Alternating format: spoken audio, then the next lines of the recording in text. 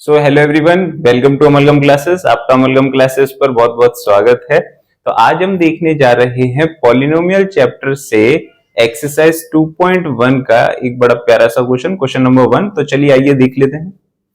Question number 1 में पूछा जा रहा है हमसे, the graph of y is equal to px are given below for some polynomial px, find the number of zeros of px in each case.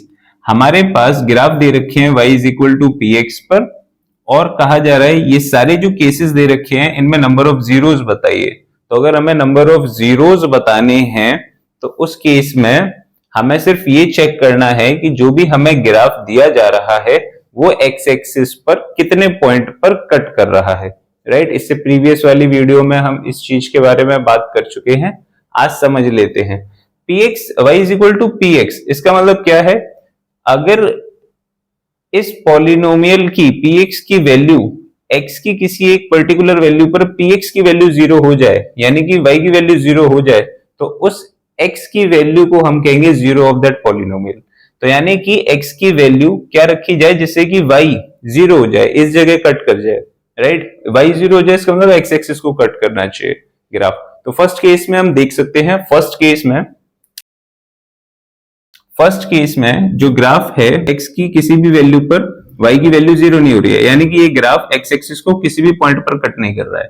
तो उस case में number of zeros हो जाएंगे 0। यहां अगर हम सेकंड केस में देखें तो ये जो ग्राफ है वो x एक्सिस को सिर्फ एक पॉइंट पर कट कर रहा है, इसीलिए नंबर ऑफ जीरोस, इसका क्या मतलब है? x की एक पर्टिकुलर वैल्यू पर y की वैल्यू 0 हो गई। y की वैल्यू 0 होने का मतलब है px की वैल्यू 0 हो गई। और अगर x की किसी एक पर्टिकुलर वैल्यू पर y की वैल्यू 0 हो जाएगी तो उस वैल्यू को हम कहेंगे 0 ऑफ दैट पॉलिनोमियल। तो यहां पर x एक्सिस को ये पूरा ग्राफ एक पॉइंट पर कट कर रहा है, इसीलिए यहां पर नंबर ऑफ जीरोस हो जाएंगे 1। सिमिलरली यहां देख सकते हैं ये ग्राफ x एक्सिस को 1, 2 एंड 3, 1, 2 एंड 3, तो इस पॉलिनोमियल के जो नंबर ऑफ जीरोस होंगे दैट इज 3। ये टोटल जीरोस होंगे 3। सिमिलरली अगर हम यहां देखें तो यहां नंबर ऑफ जीरोस हो जाएंगे पॉलिनोमियल के 2, और यहां हो जाएंगे 1, 2, 3 एंड 4, और यहां जीरोस हो जाएंगे 1, 2, 3।